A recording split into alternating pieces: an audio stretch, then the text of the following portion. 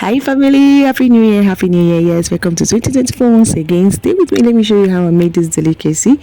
Ogbono soup for a family get together. Yes, to start off with, I have some goat's meat which I'm going to season with salt and add some water, start cooking. After it has cooked to a reasonable extent, I go ahead with the stockfish and chicken already steamed and kept in the fridge.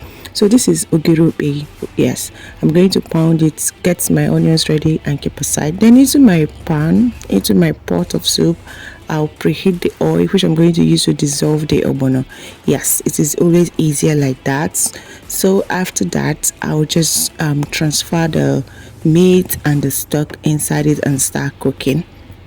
All right guys, so now the ogbono is already like getting cooking, and I'll go ahead with some what is it called, some pepper, then the ogro and the onions, and I also go ahead and add some seasoning cube. I used only one seasoning cube. All right, then give it a stir, cover my pot and get it to start cooking before I'll now add other ingredients. Guys, if you're not yet following my page, or if you've not subscribed to my YouTube channel, please go do that right away to support your babe.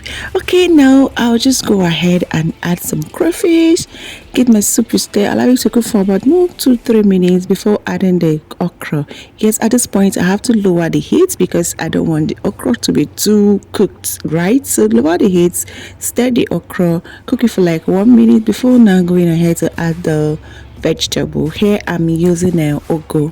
Yes, I always love to use ugu in my ogbono. Lower the heat completely, a bit turn off the heat and just give it a stir for and leave it for maybe 30 seconds, 1 minute, and our soup is ready. Yeah, so fresh, so yummy. Thank you guys for watching. Please like this video, drop a comment, and please don't forget to share. Thank you guys. Happy New Year once again.